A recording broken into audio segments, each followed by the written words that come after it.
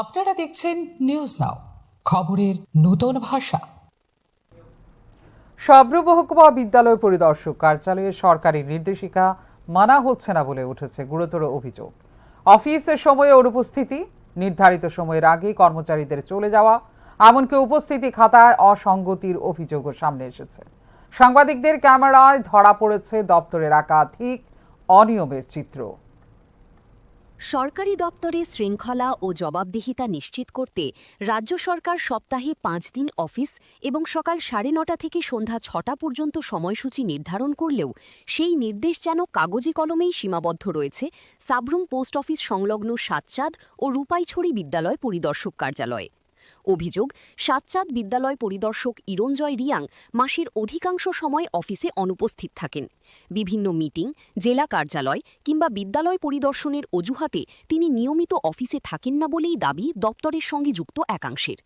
অন্যদিকে অফিসেরই এক কর্মচারী মানিক চক্রবর্তী ক্যামেরার সামনে স্বীকার করেন যে কয়েকজন কর্মচারী নিয়মিতভাবে বিকেল 4টার মধ্যেই অফিস ত্যাগ করেন। 6:45 আমরা 4টার পরেই দেখছি যে অনেকজন কর্মচারী আপনাদের সাতচাঁদ আইএস অফিসের অনেকজন কর্মচারী নাই। টোটাল কতজন আজকে আইছিল? এখন কতজন স্টাফ নাই? আপনিও তো একজন স্টাফ এখানে। এখন কতজন নাই? 5-6 জন নাই। কয়টা নাগাদ গেছে তারা? 5টার সময় বাইরে গেছে। অফিস টাইম কয়টা অবধি? 6টা অবধি। কিন্তু এখন নাই অফিসে। এটা তো সাতচাঁদ আইএস অফিস না? ডেপুটি স্যার আছে এখন? আছে। তিনি বিষয়টা জানে?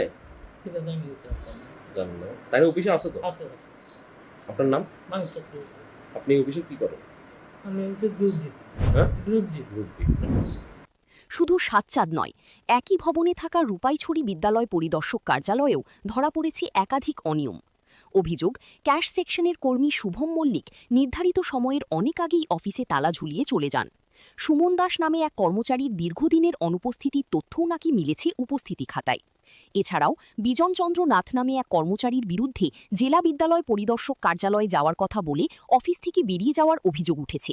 তবে সংশ্লিষ্ট জেলা কার্যালয় সূত্রে জানা যায় সেদিন তিনি সেখানে উপস্থিত হননি।